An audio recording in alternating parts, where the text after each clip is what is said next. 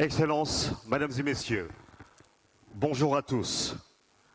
Nous sommes très heureux de vous accueillir aujourd'hui au Sénégal, à Dakar, dans cette magnifique salle du Centre international de conférence Abdou Diouf, pour la 3e édition de la conférence internationale sur l'émergence de l'Afrique.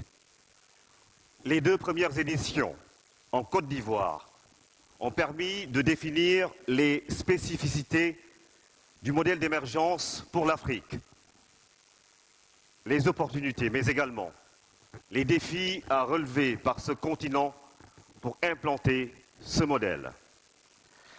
Cette année, nous allons nous concentrer pendant 3 jours sur le rôle, justement, du secteur privé dans la mise en œuvre de l'émergence. Aujourd'hui, nous aurons des discours, des panels, des conférences. Mais afin de lancer cette 3e édition, Mesdames et Messieurs, nous sommes heureux de vous présenter une courte vidéo d'introduction qui pose les enjeux et les ambitions de ce forum. Et c'est tout de suite.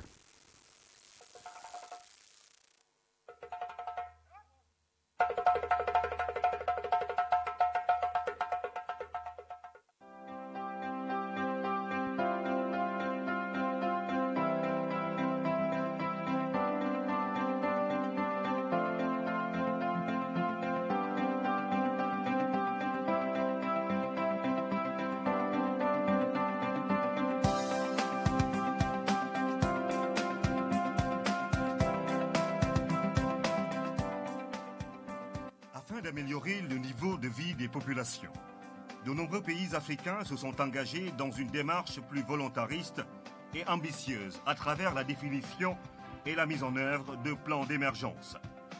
Cette nouvelle Afrique se veut plus dynamique, plus ambitieuse, plus innovante et plus présente sur la scène mondiale.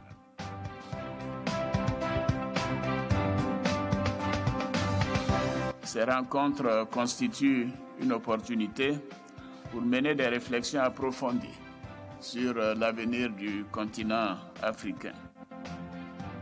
Cette prise de conscience de l'opportunité que présente l'Afrique est à la base de la mise en œuvre des plans d'émergence dans plus de la moitié des pays africains au cours des 10 dernières années.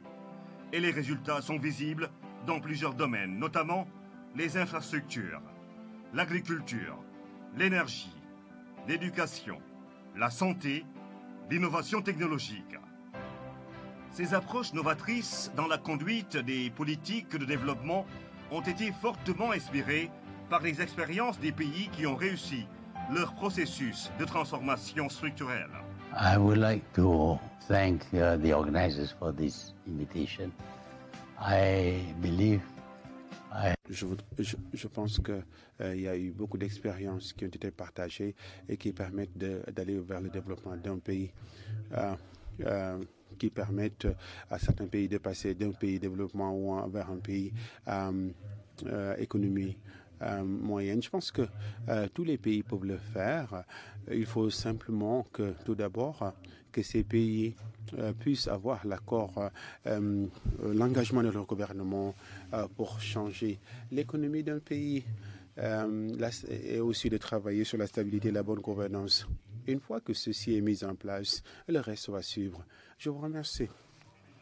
L'émergence en Afrique, CIEA, initiée en 2015 par le gouvernement de Côte d'Ivoire et le programme des Nations Unies pour le développement PNUD, en partenariat avec la Banque mondiale et la Banque africaine de développement BAD, a permis d'asseoir un cadre permanent pour stimuler le débat et les échanges d'expériences sur la problématique et les conditions de l'émergence en Afrique.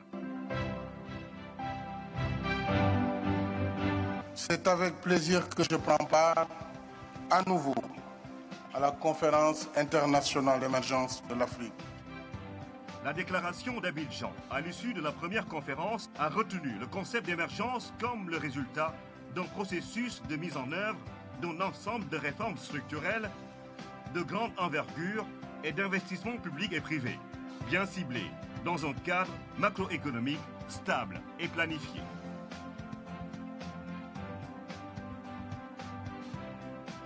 De nouveaux cadres d'analyse ont été pensés à l'échelle des pays pour accompagner les plans d'émergence en mettant l'accent non pas seulement sur les performances globales, comme le taux de croissance ou encore le revenu par habitant, mais également et surtout sur les dynamiques de transformation structurelle en cours.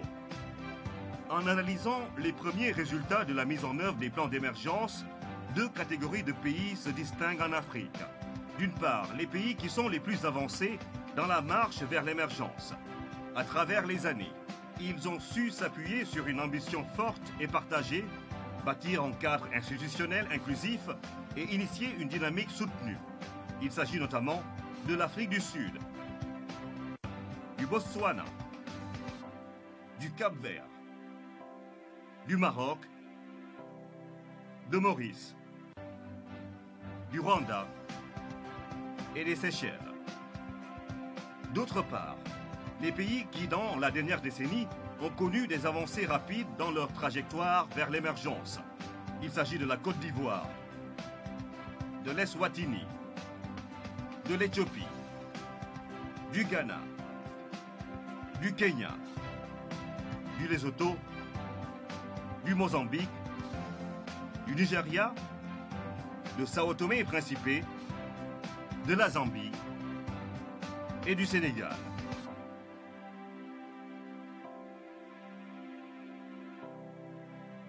Ils avancent vite et apparaissent comme les plus susceptibles de rejoindre le peloton de tête, notamment s'ils réussissent à accélérer leur dynamique de transformation structurelle durant les prochaines années. Après les deux premières éditions, la CIEA3 se focalisera sur le développement d'un secteur privé fort, notamment à travers un cadre propice pour l'entrepreneuriat et l'innovation, un réseau dynamique de PME et des champions nationaux compétitifs et conquérants sur les marchés extérieurs. Elle mettra également un accent particulier sur l'inclusion sociale comme gage de soutenabilité des plans d'émergence. Ma conviction est que pour maintenir cette dynamique de transformation en Afrique, nous devons opérer un changement de paradigme pour l'avènement d'un secteur privé fort, porté par une vision et soutenu par un leadership politique. Je reste plus que jamais persuadé que c'est là la condition d'une émergence solide et durable de l'Afrique et de son intégration réussie dans le concert mondial au bénéfice exclusif de nos populations. Africa, Africa Union, Africa Nossa, Africa, Africa, Africa, Africa Union. Merci, Excellence, pour cette première session. Vous l'avez dit, le leadership politique est en effet un élément essentiel de la dynamique de transformation en Afrique. Et pour cette première session, nous sommes très honorés d'accueillir sur scène son Excellence, M. Macky Sall, président de la République du Sénégal.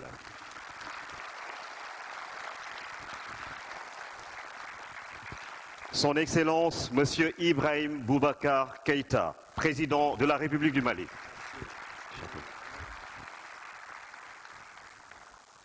Son Excellence, Dr Mahathir Mohamad, Premier ministre de la Malaisie. Son Excellence, M. Amadou Gon Coulibaly, Premier ministre de Côte d'Ivoire. Madame Ségolène Royal, envoyée spéciale du président de la République française et ancienne ministre de l'Environnement, de l'Énergie et de la Mer. Docteur Akinwumi Adesina, président de la Banque africaine de développement. Monsieur Tony Elumelu, fondateur et président de Earth Holding. Il va nous rejoindre sans doute dans la journée. Et Monsieur Baïdi Agne, président du Conseil national du patronat du Sénégal. Avant de commencer, mesdames et messieurs, notre premier dialogue, J'invite son Excellence, Monsieur Macky Sall, président de la République du Sénégal, au pupitre, pour son mot de bienvenue.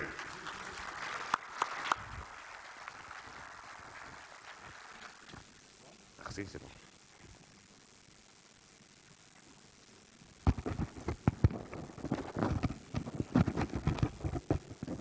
Excellences, Monsieur le Président Ibrahim Boubacar Keïta, Président de la République du Mali et chers grands frères, Honorable Dr. Mahathir Mohamad, Prime Minister of Malaysia, Monsieur le Premier ministre Amadou Gon Coulibaly, représentant le président Alassane Ouattara, qui a été l'inspirateur de cette conférence internationale pour l'émergence de l'Afrique, Monsieur le Président de l'Assemblée nationale, Monsieur le Premier ministre, Monsieur le Président du Haut Conseil des collectivités territoriales, Madame la Présidente du Conseil économique, social et environnemental, Monsieur Lee You-yang, vice-président de l'Assemblée nationale de Corée, Madame Ségolène Royal, représentante du président de la République française, chargée des relations internationales sur le climat. Mesdames, Messieurs les ministres, Dr. Akiwumi Adesina and dear brother, président du groupe de la Banque africaine de développement, Dr. Bandar Hajar, président du groupe de la Banque islamique de développement, Monsieur le représentant, l'administrateur du PNUD, Mesdames et Messieurs les représentants des institutions internationales, représentants du corps diplomatique, distingués invités, Mesdames et Messieurs, au nom du Sénégal, je vous remercie d'avoir bien voulu répondre à notre invitation. Je vous souhaite la chaleureuse bienvenue dans ce nouveau pôle urbain de Diamniadio et un agréable séjour parmi nous. Je vous remercie particulièrement, Monsieur le Président et cher frère Ibrahim Boubacar Keïta et Dr. Mahathir Mohamad, d'avoir honoré et rehaussé cette conférence de votre participation. On behalf of my brother, au nom de mon frère, président Boubacar Keïta, Ibrahim Boubacar Keïta, et en propre nom, je voudrais vous remercier, honorable Premier ministre Mahathir, pour avoir accepté de venir de si loin afin de pouvoir participer à cette conférence. Nous apprécions vraiment votre acte et nous espérons pouvoir compter sur votre expérience.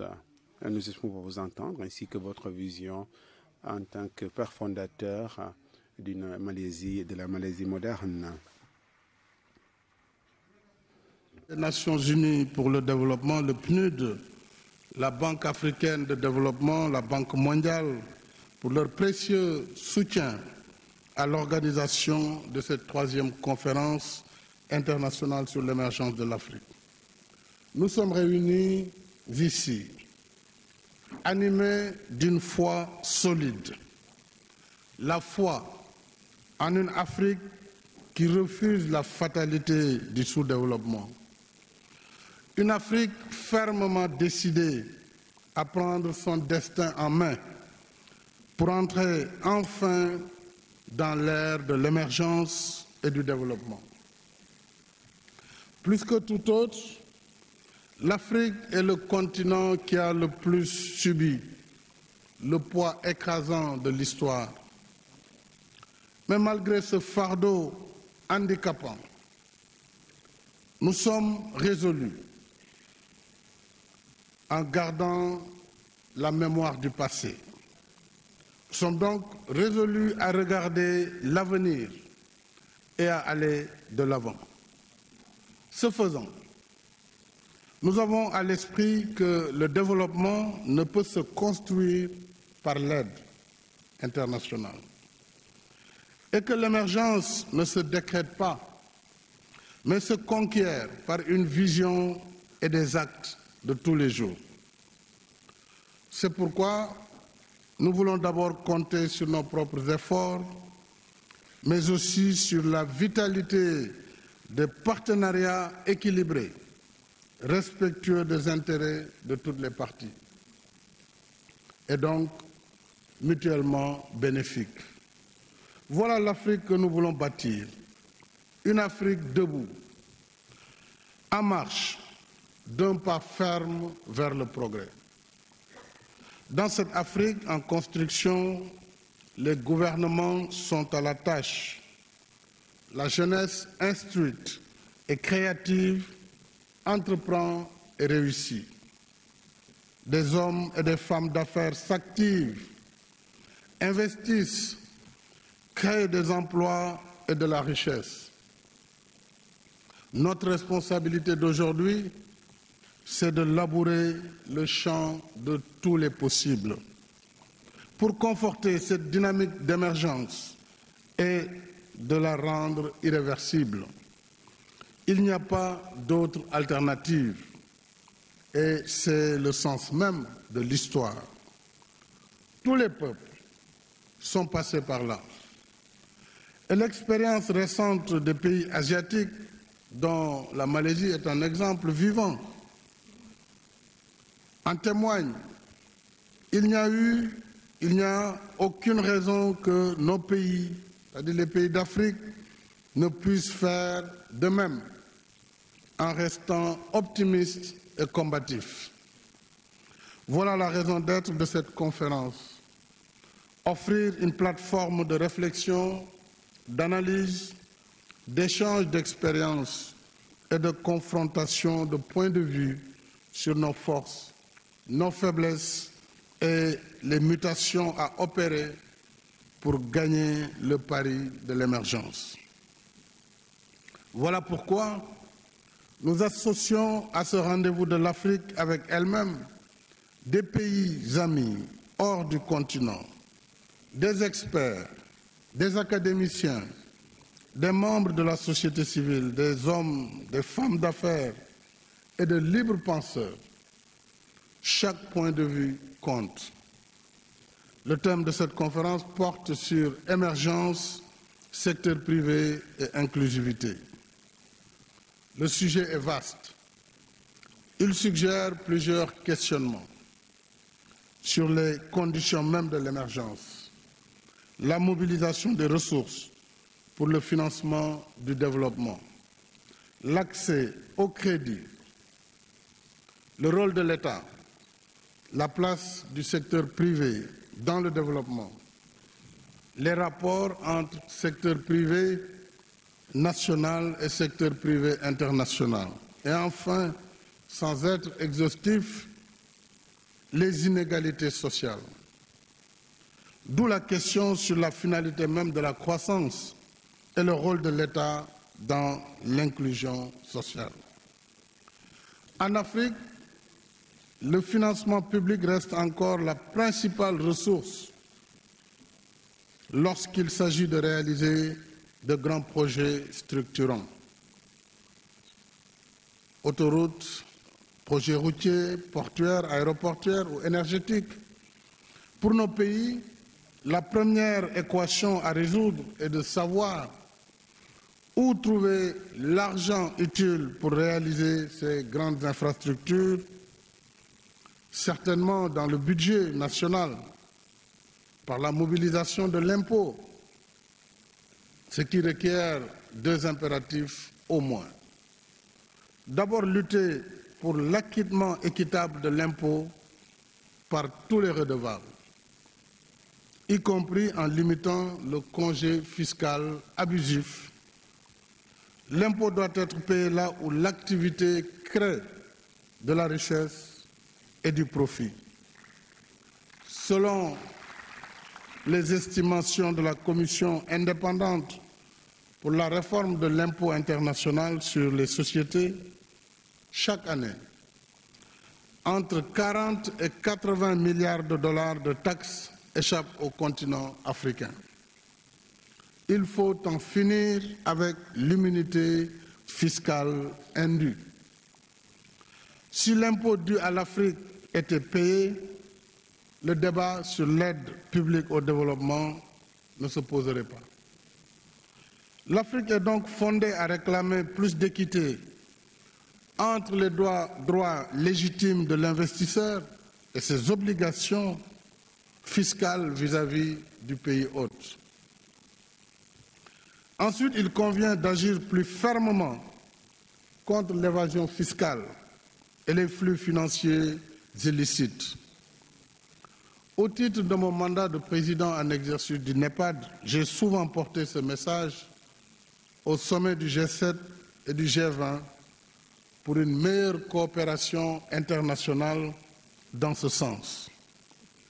Et je salue à ce sujet les initiatives de l'OCDE sur la fiscalité internationale, initiative soutenue par le Fonds monétaire international et la Banque mondiale. Pour les pays en développement, africains en particulier, la révision des règles du système fiscal international devrait inclure 3 priorités essentielles. L'assistance technique en matière d'identification des besoins de réforme et de planification stratégique. Le renforcement des capacités des administrations fiscales, y compris le soutien à la dématérialisation des procédures et formalités. Enfin, le soutien à la révision des codes miniers et des codes des hydrocarbures pour des contrats plus équitables qui rémunèrent l'investisseur et génèrent des ressources conséquentes pour l'État. L'emprunt constitue bien sûr la seconde source de financement du développement. Mais une évidence s'impose sur ce plan à nous. Le cercle des partenaires se réduit lorsqu'il s'agit de bâtir des infrastructures majeures, indispensables à la réalisation de l'objectif d'émergence. Alors, l'Afrique qui se développe, qui a, je rappelle, une superficie de plus de 30 millions de kilomètres carrés, qui doit assurer son développement, doit nécessairement élargir la base de ses partenariats. À cette fin, il ne peut y avoir ni chasse gardée, ni exclusivité, ni exclusion. Tous les partenaires, publics et privés, traditionnels et nouveaux, sont les bienvenus sur le continent. Si je prends l'exemple de notre pays, quelques réalisations majeures du plan Sénégal émergent portent l'emblème de ce partenariat ouvert et diversifié. C'est le cas, entre autres, du Dakar Arena, du parc industriel et du parc des expositions internationales de Diamniadio, de l'aéroport international Blaise Diagne, de l'autoroute Ila Touba et du train express régional dont nous avons réceptionné la première tranche le lundi dernier. Je n'oublie pas la problématique de l'industrialisation. Elle est capitale. Une Afrique en quête d'émergence ne peut se résigner à la seule exportation des matières premières brutes, souvent mal rémunérées et à des prix aléatoires. L'Afrique qui émerge est une Afrique qui transforme ses matières premières pour créer des chaînes de valeur, générer des emplois et vaincre le chômage endémique des jeunes. Nous devons réformer, innover et poursuivre les efforts d'amélioration de l'environnement des affaires pour attirer plus d'investissements privés et saisir les opportunités de délocalisation d'entreprises. Plusieurs pays africains, dont le Sénégal, se sont ainsi engagés dans la création de parcs industriels et de zones économiques spéciales. Notre pays s'est lui-même inspiré d'autres qui l'ont précédé sur cette voie. En même temps, les politiques publiques de nos pays devraient continuer à soutenir la naissance et l'épanouissement d'un secteur privé national viable et compétitif. C'est aussi un impératif de premier ordre sur la voie de l'émergence. Cet élan, mesdames et messieurs, est aujourd'hui en cours. Il est incarné par des hommes et des femmes d'affaires africains qui investissent non seulement dans leur propre pays, mais aussi ailleurs en Afrique et dans le monde. Et je voudrais saluer tous les champions d'Afrique du secteur privé qui rayonnent à travers le monde. Ces hommes et ces femmes sont une source d'inspiration pour nos jeunes entrepreneurs et des partenaires fiables de nos États et du secteur privé international. Ils savent marcher au rythme exigeant du fast track et délivrer à temps des projets d'envergure et de qualité. Aux côtés de leurs partenaires étrangers, les entreprises sénégalaises qui travaillent sur le projet du train express régional nous ont donné un bel exemple de coopération et surtout d'efficacité. J'en viens maintenant, pour terminer, à la problématique de l'inclusion sociale. Elle reste un défi majeur pour les pouvoirs publics. En Afrique comme ailleurs, elle pose frontalement la question de la finalité de la croissance. Quand des couches sociales vulnérables sont laissées pour compte, cette question appelle des réponses adaptées au contexte de chaque pays.